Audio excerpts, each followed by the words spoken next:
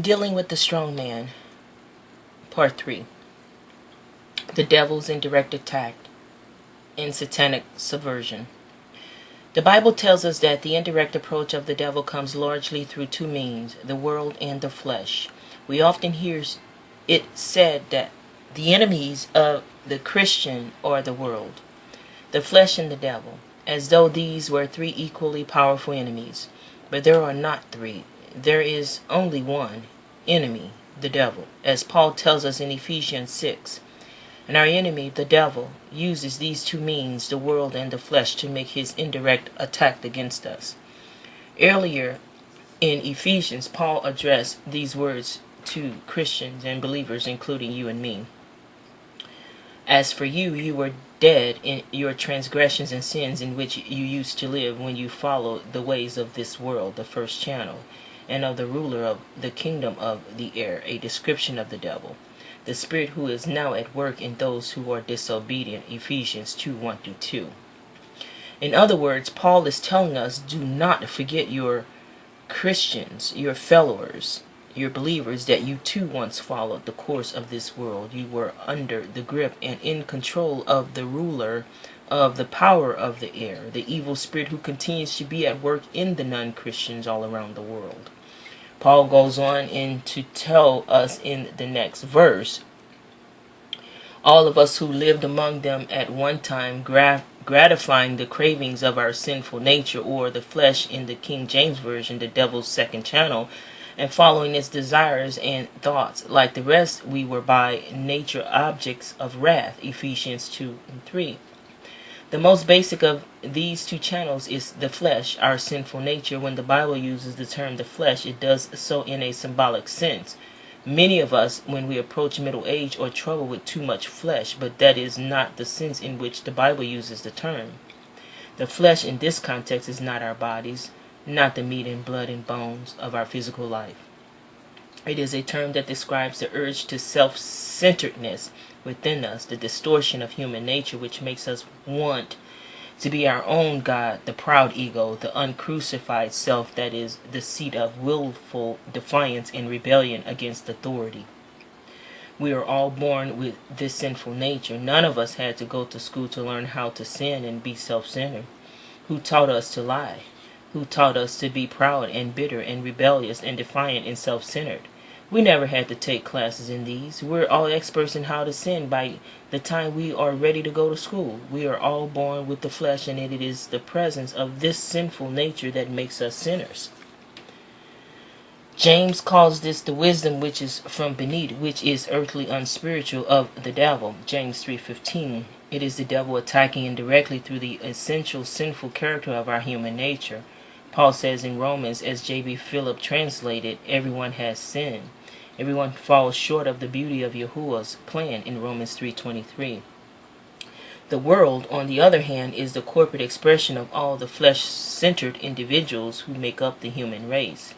Since the flesh is in every human being acting in a way that is satanic, sensual, and earthly, the total combined expression of such beings constitute the world and determines the philosophy of the world. It is the tremendous pressure of the majority upon the minority to conform, adjust, keep in step, and go along with the crowd.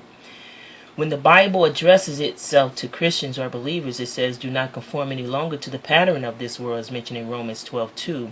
In other words, do not let the world squeeze you into its mold. Why? Because the world is flesh-centered, flesh-governed, and as Yahushua said to Nicodemus, flesh gives birth to flesh, but the spirit gives birth to the spirit, as mentioned in John 3:6. In order to be changed, people must be born of the Spirit. So this is the world, that human society which insists on satanic value, just judgments, and is guided by satanic pride and philosophy. While the world is totally unaware of it, nevertheless it is under the control of satanic philosophy. We must never forget the ultimate goal of these clever strategies. The devil seeks to destroy, ruin, and make waste. This is his purpose toward you and me. And you can probably think of it of people who were once full of promising potential, who have given the devil some toehold in their lives, and the devil has used it to destroy their lives. Perhaps they got involved in some habit they took over their lives, such as drugs or promiscuous sex or pornography. or perhaps they have ruined their family by their habitual rage of destruction or destructive tongue. Or perhaps they have turned aside from the truth of Yahuwah in order to chase some worldly philosophy or wealth or prestige or self-centered ideal of fulfillment. It is a story that has repeated again and again and again. And in life after tragic life, Satan schemed to destroy a life Yahuwah loves. And in the particular life, Satan wins because the individual was not aware of the schemes of the devil. So we have been called to a battle against a vicious, scheming, unseen enemy, and we are called to battle not only for our own sake, not only for our own families, but for the sake of others around us. We must warn those around us that life is a battle and that the enemy has us in his crosshairs, and we must warn one another to be aware of the devil's schemes so that we can be armed and defended against the devil's attacks. As we must pray for one another because our only true defender is Yahushua himself, our Messiah. Battling against these forces of darkness is what makes human life possible on the earth. If Christians or believers who are the salt of the earth, we were not devoted to an intense intellect battle against Satan and satanic forces, if we as believers did not choose to be strong in Yahuwah and in the power of his might, then human life could not exist on this planet. The forces of evil would run rampant and unopposed throughout human society, and life on earth would be a horrible, unendurable hell. It is the presence of believers or Christians and the Holy Spirit, who is Ruach, who lives within us, and the gospel that we bring that makes the world as livable and bearable as it is even for non-believers or non-Christians. So we have an erroneous or enormous responsibility before Yahuwah and before the entire world to give ourselves, body and soul, to this great battle against the schemes of the evil one. We have a responsibility to battle the schemes of the devil in the world and to point the way to the peace and security that lies ahead of us in the world to come. So let's say this prayer before we get into chapter 4 or verse 4 or group 4, the tactics of terror. And the prayer goes, thank you, Abba Yahuwah, that the victory is already won. Thank you for revealing to me the strategy of my enemy and for the assurance that I have already been brought out of darkness and into the kingdom of your light. I am no longer fight alone in a losing battle in my own fading strength. Instead, filled with your strength and courage, Yahuwah, I fight knowing that the battle has already been won upon the cross of Yahushua Mashiach. Thank you, Yahuwah, for that victory. In the name of Mashiach Yahushua, my victorious commander. Amen. Now we're going to go get into section 4, the tactics of terror. Finally, be strong in Yahuwah and in his mighty power. Put on the full armor of Yahuwah so that you can take your stand against the devil's schemes. For our struggle is not against flesh and blood, but against the rulers, against the authorities, against the powers of this dark world, and against the spiritual forces of evil in the heavenly realms. Therefore, put on the full armor of Yahuwah so that when the day of evil comes, you may be able to stand your ground, and after you have done everything to stand. Ephesians 6:10-13. I once heard of a mental hospital that had devised an unusual test to determine when patients were ready to go back into the world. They brought candidates for release into the room where a tap was turned on, sending water pouring out over the floor. Next, they handed the patient a mop and told him to mop up the water. If the patient had a firm enough grasp of reality to turn off the tap before mopping up the water, he was ready to go out into society. But if he had started mopping up the water without turning off the tap, then they knew that more treatment was needed. While you and I would never miss such an obvious step as shutting off the tap before mopping the floor, the fact is that many believers, many Christians, live their lives in a way that is, from a spiritual point of view, equally absurd. Each of us as believers have been given the mop of Yahuwah truth, and we have been told to use it to help mop up the evil in the world around us. But we can only be useful in mopping up the evil around us if we first have enough sense to shut off the flow of evil that pours into our own hearts from the world rulers of this present darkness. That is exactly what the Apostle Paul urges in Ephesians 6:10-13. We can be of no possible help in solving the moral, social, and spiritual problems of the world as long as we remain part of the problem. This whole passage is designed to awaken us and call our attention to the need for understanding the nature of our problem.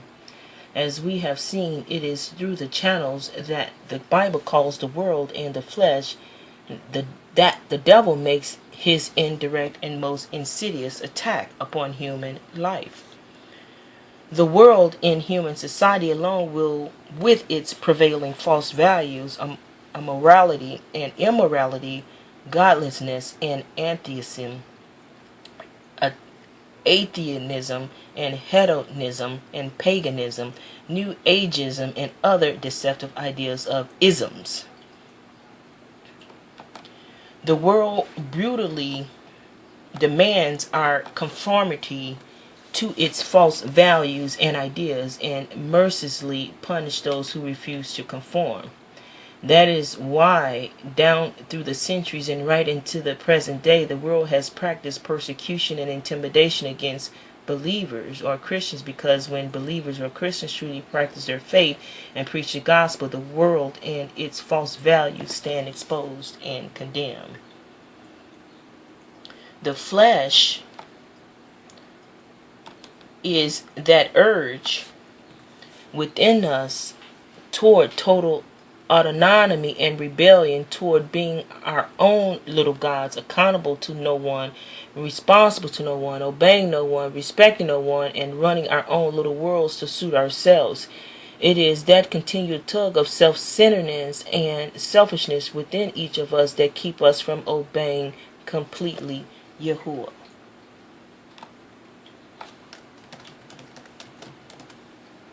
As you can clearly see, this struggle against the influence of the world and the flesh, it is not something merely theoretical or remote from our experience.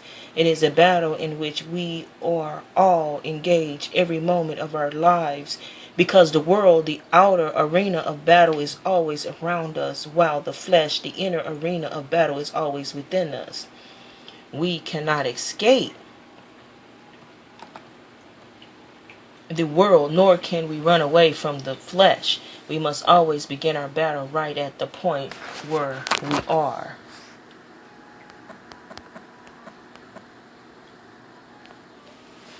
John F. Kennedy, the 35th President of the United States, was a commissioned naval officer during World War II. In August 1943, the patrol torpedo boat he commanded, PT-109, was rammed and sunk by an enemy destroyer near the Japanese-held Solomon Islands. Kennedy and a fellow officer swarmed from one enemy-occupied island to the next until they found some friendly islanders who helped them get a message to the U.S. forces. Years later, Kennedy was regarded as a war hero. His response: "It was involuntary. They sank my boat." So it is with us. We don't have to volunteer to find ourselves in the middle of war. It's involuntary. The war has already come to us. It is a raging all around us through the channel of the world, and is raging within us through the channel of the flesh. You might be thinking that doesn't seem right at all. I thought that when you became a believer in Yahushua would set you free from the kingdom of Satan, so that the devil could no longer touch you. I thought the conversion would take you out of the battle, not thrust you deeper into the conflict. If that is your concept of the believer or Christian life, you couldn't be more wrong. When you become a Christian, that's when the battle really begins.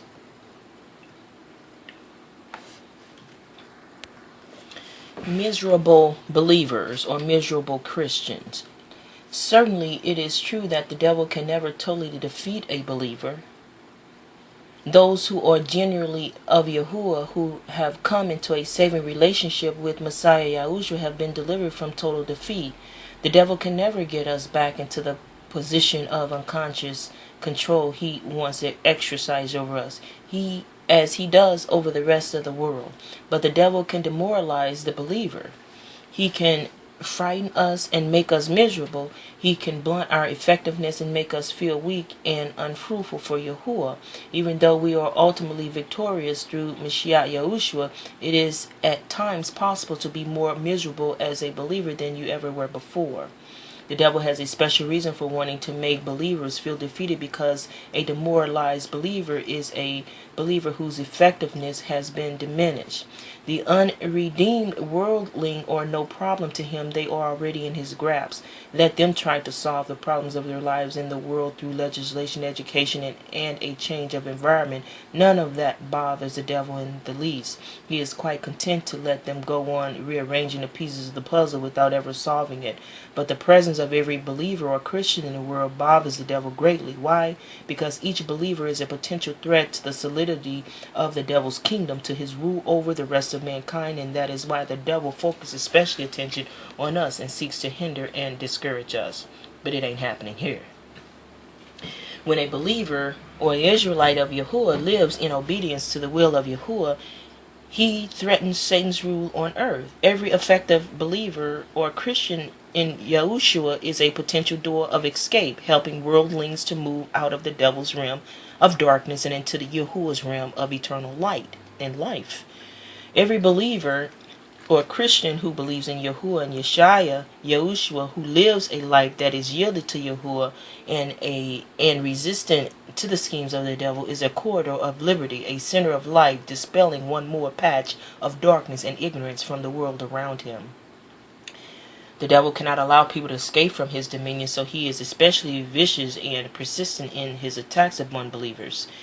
He marshals all his forces against us in order to discourage and dishearten us, so that we will not be effective and useful to Yahuwah. Sometimes the devil attacks us as a roaring lion, clawing at us through catastrophic circumstances in order to knock us off our feet and keep us from standing for Yahuwah. At other times he comes as an angel of light, a seductive and alluring temptation, offering us some attractive lure that seems so right, yet which has a deadly poisonous trap hidden within. To be sure, Satan will assume direct control of a human life whenever he can producing an Adolf Hitler or a Charles Manson demonic men, motivated by strange and unexplainable passions.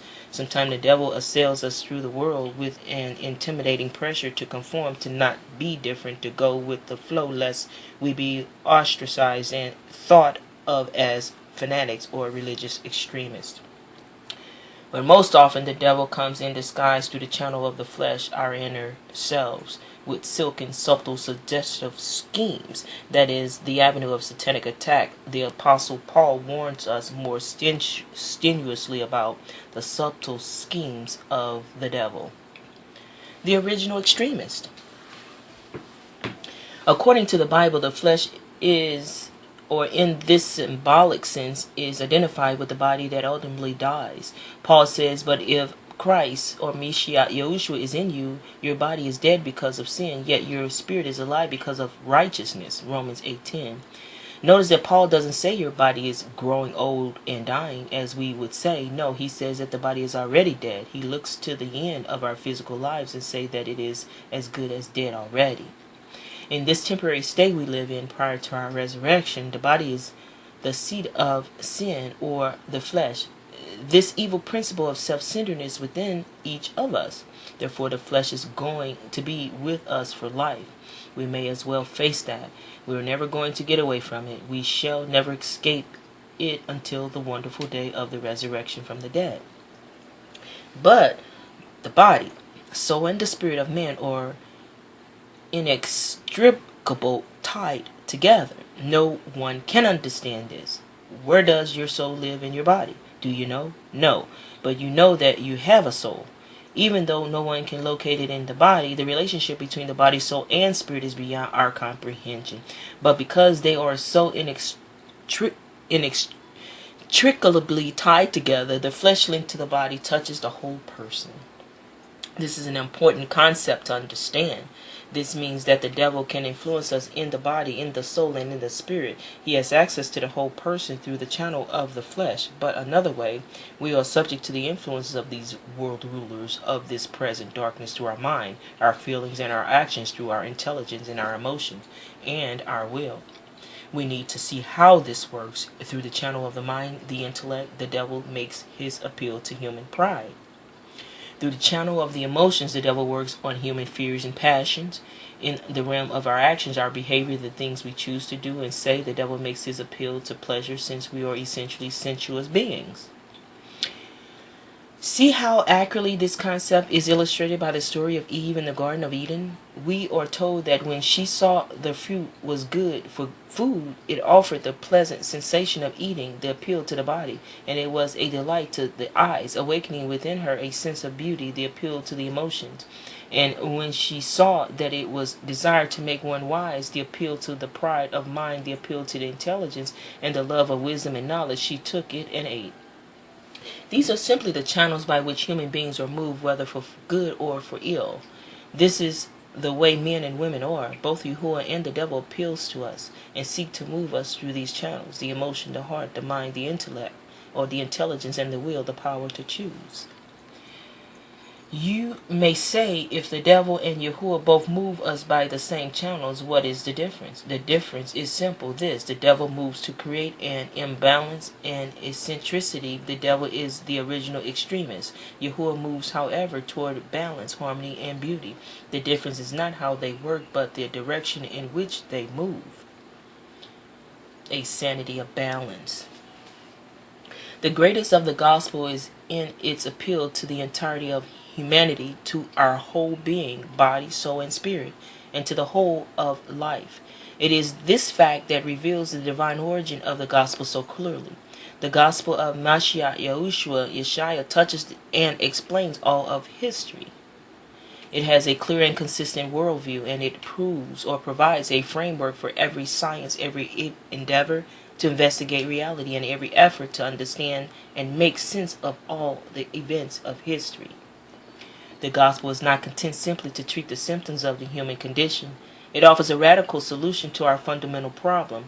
We often come to Mashiach Yahushua, some call Christ, asking him to resolve some immediate difficulty in which we find ourselves, like a man with cancer going to a doctor and saying, I have a rash on my arm, or yes, I do have cancer, but don't bother with it. Just treat the rash and I'll be on my way. No doctor worthy of his medical degree would honor such a request, and neither does the great physician Messiah Yahushua. Yahuwah does not simply treat our symptoms and stop there. He knows us better than that ourselves, and he knows that if he merely solves this small problem here or that difficulty there, he has only touched the surface of our lives. The rest of our lives, the core of our lives, will remain diseased and dying. So in his gospel, Yahushua makes his appeal and applies his power to the wholeness of our humanity and to the wholeness of our lives. His goal is to confront the eccentricity and imbalance that sin and the devil produce in our lives, and to bring us into a sanity of balance. Hallelujah. You can see this wonderful sanity in the life of our King. Read the gospel accounts and you are instantly impressed by the marvelous balance in the personality of Yahushua, and by the perfect poise he exhibits in every circumstance. His words challenge and conform the greatest thinkers of his time, and they listen to him with astonishment at his insight and wisdom. No man ever spoke like this man. In their awe response, and of course they are exactly right. There never was another man like Messiah Yeshua. But Yahushua is not all intellect, making his appeal to the philosopher and thinker alone. As you read in the gospel account, you see that he is always warmly human, a man with an unmatched depth of compassion and human concern. He laughs, he weeps, he touches, lives, he awakens the emotions and wonder of those around him. He attracts people to himself. He displays a supernatural magnetism and warmth. He is not content merely to feel certain emotions, nor to merely communicate great truths. Rather, the beautiful balance of his personality is to express in his practical deeds, in his actions, and in the unforgettable, undeniable event like the healing, the raising of the dead, the confrontation of evil and hypocrisy, and the sacrifice upon the cross, and the resounding miracle of the resurrection. What's more, this wonderful sanity of balance that we see in the personality of our King and Messiah Yahushua is also evidenced throughout the Bible. In every book, on every page of Scripture, we see that the whole man is ministered to. The needs of the soul, of the body, and the spirit are kept in a delicate equilibrium with nothing out of balance. Everything is in harmony. The mind, the heart, and the will are all moved together. When Yahuwah gets hold of a human life, he touches every part of that life, everything less in an incomplete message, a mere fragment. I am indebted to Dr. Martin Lloyd-Jones for pointing out that this is sanity of balance is beautifully expressed in one of the great hymns of our faith, When I Survey the Wondrous Cross by Isaac Watts. When I survey the wondrous cross on which the Prince of Glory died. Notice the depth of meaning in these words. My mind is engaged when I think about the tree or the cross, when I give intellect or intelligent consideration to what it means. When I think of all that was involved in that supreme hour when Yahushua hung between heaven and earth. The cross captures the human dimension of the intellect. And then another dimension of our humanity is touched by the next few lines of the hymn. My richest gain I count but loss, and I pour contempt on all my pride. My emotions are engaged when I think about the cross or the tree. I am moved to both grief and joy when I think of what the cross or the tree cost Yahuwah, and how the cross or the tree has enriched and rescued me. Anyone who can talk about the cross or the tree, the Messiah Yahushua, without being emotionally moved has not really understood the truth.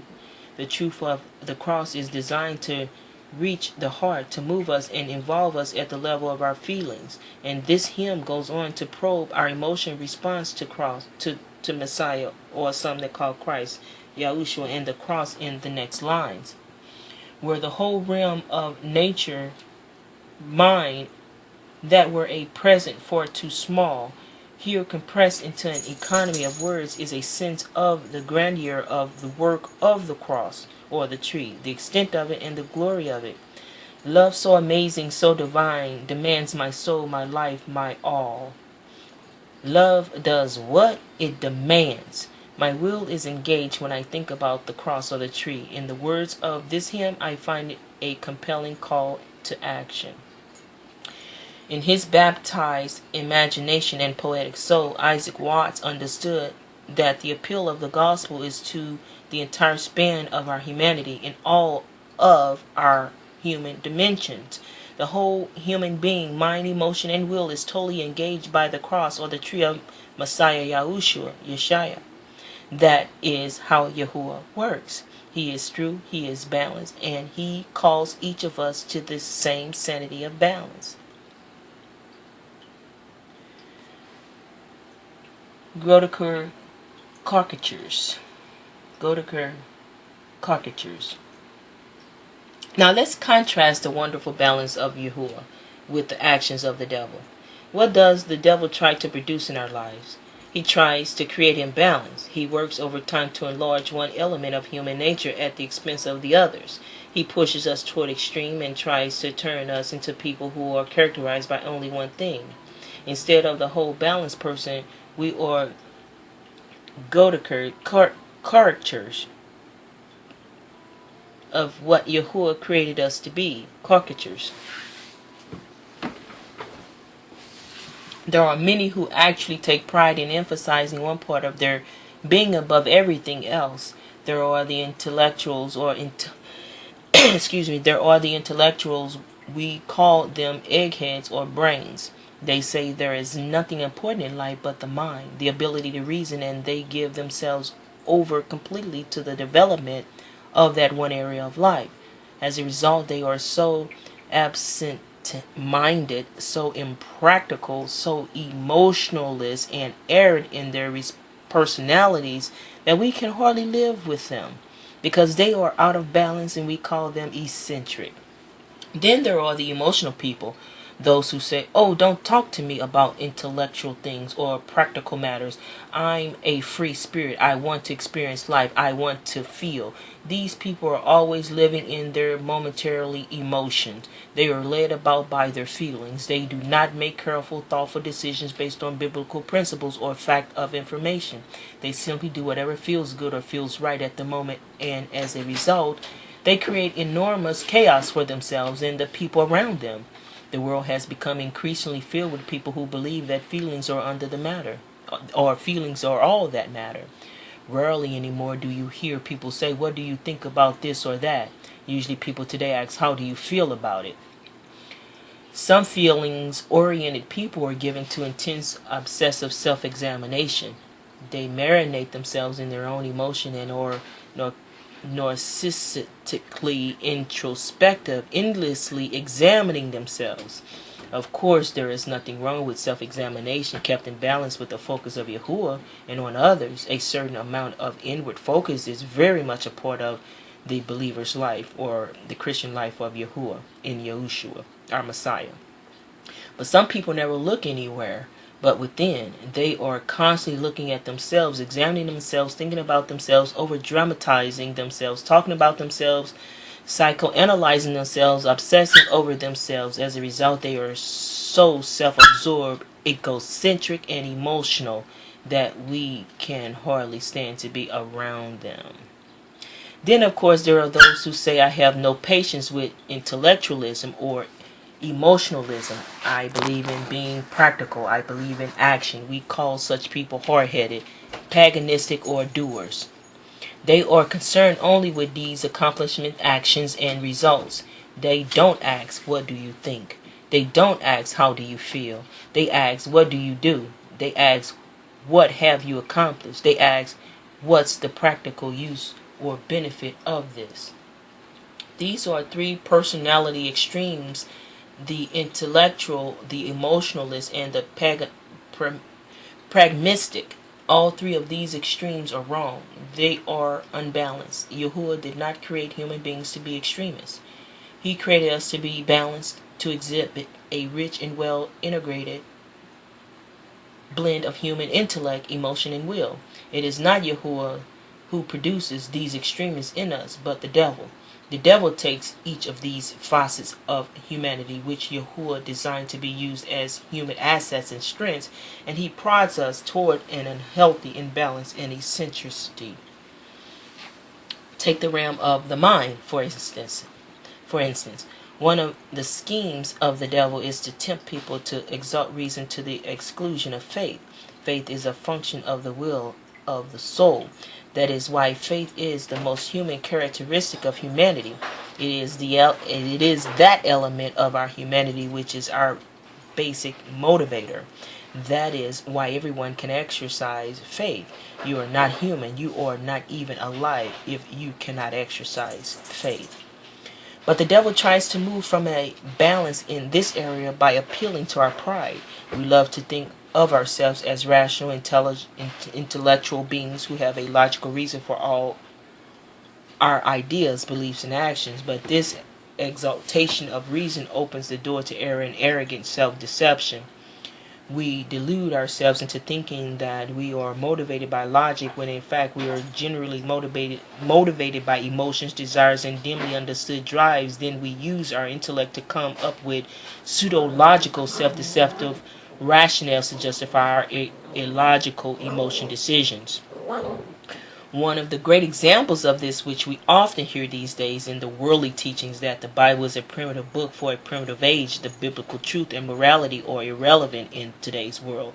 That all truly enlightened, educated, modern, or even postmodern people know that the Bible is just a collection of outdated stories, fanciful myths, and out-of-date moral concepts. Secure in our intellectual smugness, we know that the Bible cannot be believed as a historical record nor relied upon as a moral guide. Not only are we free to ignore biblical truth, but we don't need to believe in any concept of truth. We are free to invent our own reality or our own truth, our own morality, our own worldview without some deity looking over our shoulder, telling us what is right or wrong.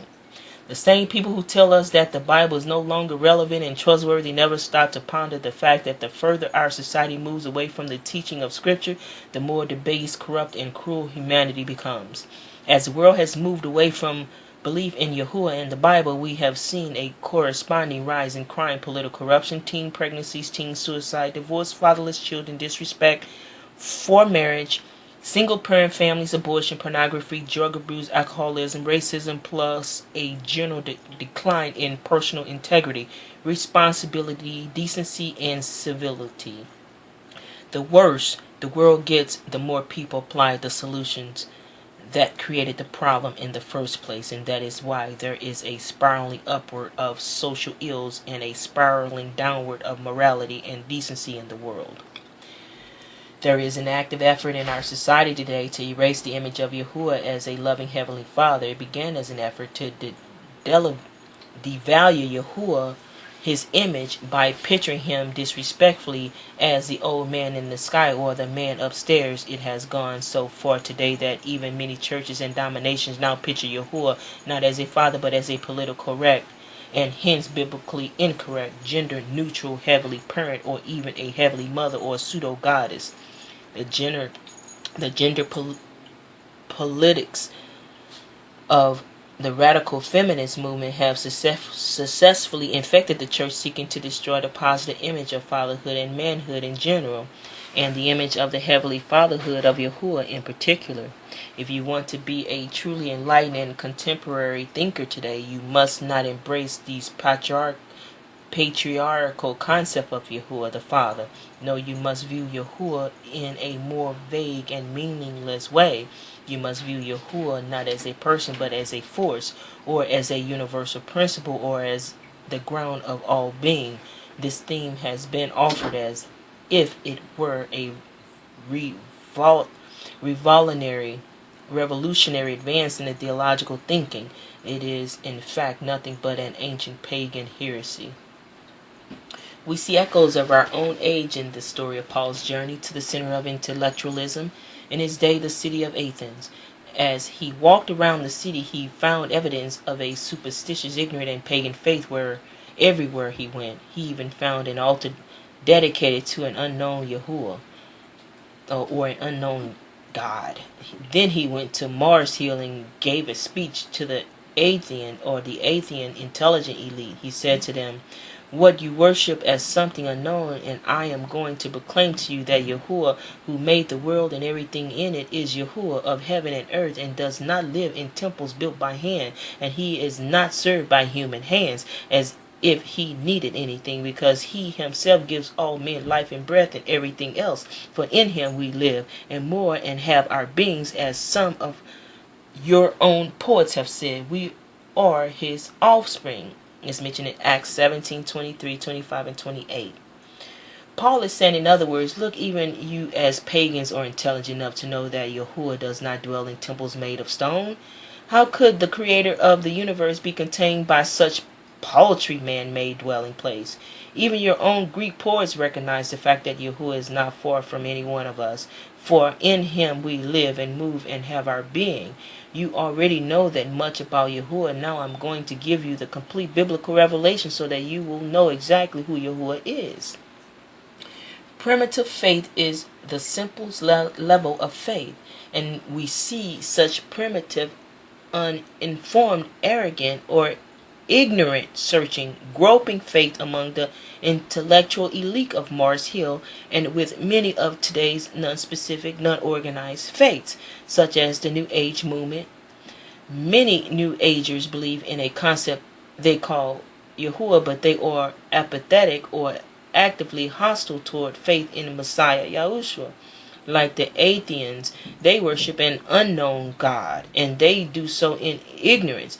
It is the devil's plan to keep such people in their ignorance, always searching and never finding the truth that is right in front of their eyes.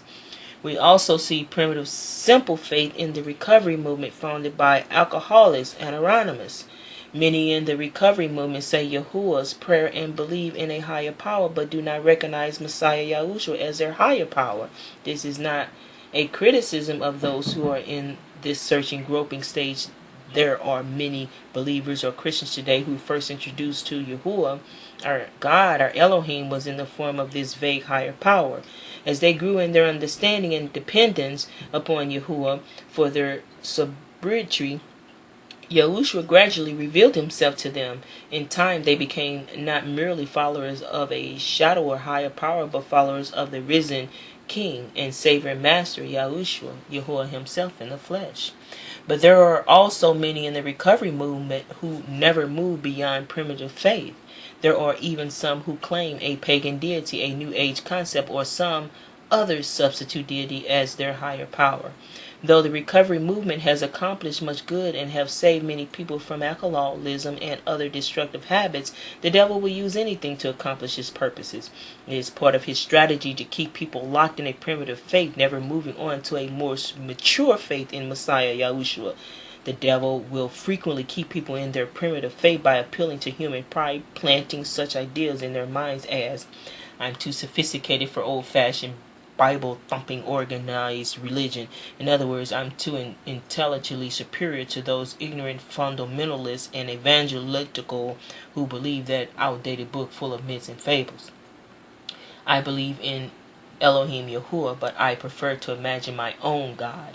I would rather worship God in a meadow or by a running stream than in a church. In other words, I'm intellectually superior to those poor saps who waste their Sunday mornings in church when they could be sleeping or hiking in the woods.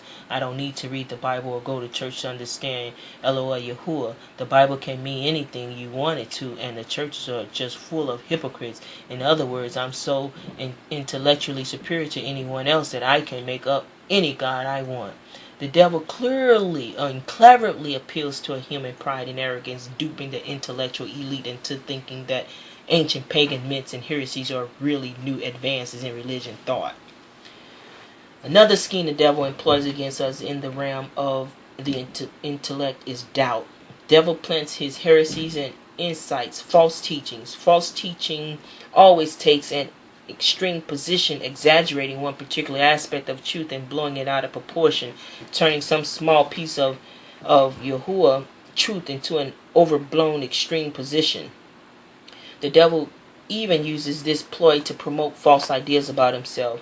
He will cause some believer or Christian to become so focused and fanatical about the subject of the devil and demons that they lose their focus on Eloah Yahuwah and his son and his power, Yahushua. To such people, the message of the devil is, yes, I am real, I am the devil. Remember, I am powerful, cunning adversary, so you better focus all your thoughts and energy on defeating me. And those who are lured into this trap run the risk of falling into the clutches and superstitions, occultism, and other excessive, fear-focused practices and beliefs. All of the other extremes, the devil will lead some people, including many church people, to become so intellectually smug that they refuse to believe in the existence of a real personal devil. I have actually met pastors who say, I believe in God, I believe in Yahushua, Christ, Messiah, but I do not believe in the existence of a personal devil. And isn't that a clever ruse on the part of the devil? Isn't concealment the perfect way to trap unsuspecting prey? That's why duck hunters hide in a blind, waiting for the ducks to pass by unaware or of the double-barreled 16-gauge that is waiting to explode in their direction. And this is exactly what the devil does. He hides, he lays in wait and pursues people. That is no such thing as a real personal devil, and that is the perfect setup for an ambush. When humanity is unbelieving and unsuspecting, then the devil is perfectly free to do exactly what he wants among us. Among Christians or believers, the devil will often attack in the realm of the intellect to lead us to be overly obsessed with certain points of theology. There are many Christians who pride themselves on being intense students of the Bible and systematically theology. They have studied all the great theological schools of thought. They have wandered through all the dark woods of theological differences and have climbed the icy peaks of doctrinal fine points such as predestination and dispensationalism and prophecy and the Bible numerics and on and on. Yahuwah never intended that Christians or believers should need a doctrine or divinity or a pocket calculator to understand his word or to live out his plan for their lives. Yahushua said that their faith that saves is a childlike faith, and I believe that the one of the greatest triumphs of Satan has been his strategy of pulling people away from a simple childlike faith and leading them into an endless, pointless dispute over doctrine minutate. And we're going to stop at this point for right now, and we'll get into section 5 later on.